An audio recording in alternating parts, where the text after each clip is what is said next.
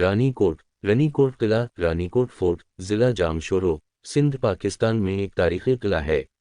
اسے عظیم دیوار Sindh the great وال آف سندھ بھی کہا جاتا ہے۔ 1993 ء سے یہ یونیسکو کی مجوزہ عالمی ثقافتی ورثہ فہرست میں شامل ہے۔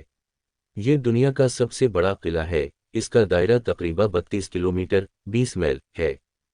تاریخ: اس قلعے کی تعمیر کے بارے میں بہت سے قیاس آرائیاں ہیں، مگر یہ بات یقین سے نہیں کہی جا سکتی کہ قلعہ رانی کوٹ کی بنیاد کس نے اور کب رکھی تھی اور کس دشمن سے بچنے کے لیے رکھی تھی، چونکہ یہ معلومات تاریخ کے اوراق میں دفن ہو چکی ہیں، شاید ہمیشہ کے لیے۔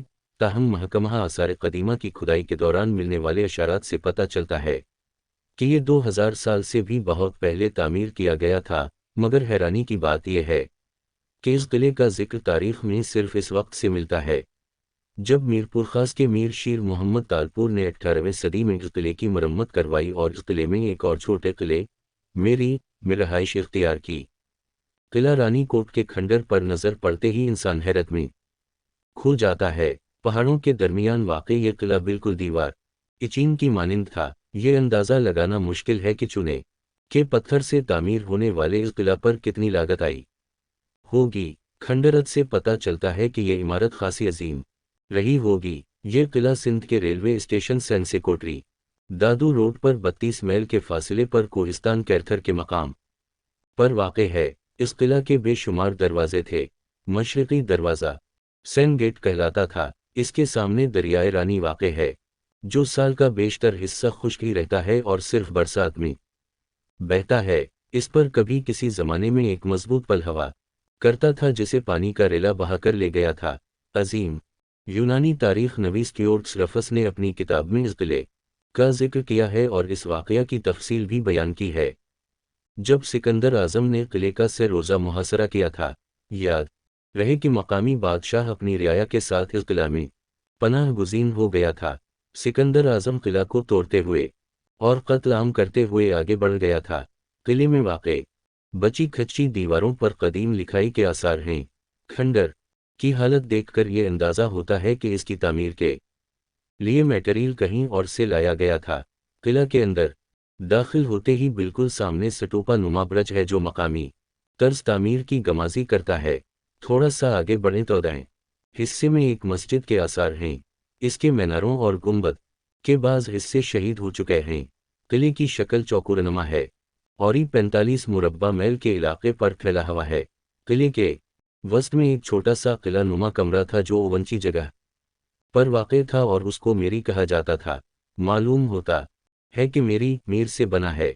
میر سندھ کے حکمرانوں کا خطاب تھا۔ اس قلعے کو 1784/1843 ہنگامی تالپور کے میروں نے از سر نو تعمیر کروایا تھا۔ قلعے کے مغرب کی جانب والا گیٹ موہن گیٹ کہلاتا ہے۔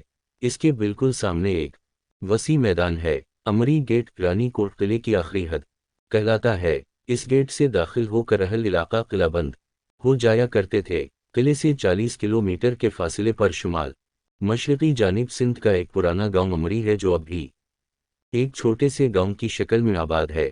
قلعے کے اندر چھوٹا قلعہ سحر گاہ واقع ہے جہاں علاقے کے حکمران پناہ لیتے تھے۔ وہاں تک دشمن کا پہنچنا بہت دشوار ہوتا تھا۔ قلعے کے اندر پانی کا ذخیرہ کرنے کے لیے ایک وسیع و عریض تالاب تھا جو امتداد زمانہ کے باعث ٹوٹ پھوٹ چکا ہے، تاہم بارشوں کا پانی اب بھی اچھی خاصی مقدار میں اس کے اندر جمع رہتا ہے۔ ایک وہ وقت تھا جب قلعہ فوجیوں کے بھاری بوٹوں کی آوازوں سے مانوس تھا، مگر اب وہاں زو نادر ہی کوئی شخص جاتا ہے اور یہ بالکل ویران حالت میں پڑا ہے۔ کبھی اس کی راتیں جاگتی تھیں، اب دن کے وقت بھی راتوں کی طرح اندھیرا بسا رہتا ہے۔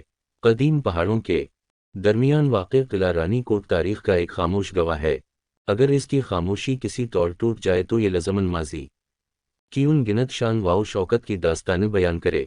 یہ ان بہادروں کے کارناموں کو ضرور اجاگر کرے گا جنہوں نے اپنے وطن کی حفاظت کے لیے جان آفرین کے سپرد کر دی تھی۔ معلوم ہوتا ہے مختلف ادوار میں اس کی تعمیر و تزئین کی جاتی رہی ہے۔ اس قلعے کے متعلق بے شمار کہانیاں بھی مشہور ہیں۔ بعض کے مطابق کہا جاتا ہے کہ حضرت سلیمان کے دور میں یہ جنوں کا مسکن رہا ہے۔ یہ بات شبہ سے بالا تر ہے کہ قلعہ رانی کوٹ 1784 حمزہ میں حیدرآباد کے تالپور میر خاندان کے زیر نگیں رہا ہے۔ اس خاندان نے اس قلعے کی ازسر نو تعمیر کے لیے بڑی کاوشیں کی ہیں۔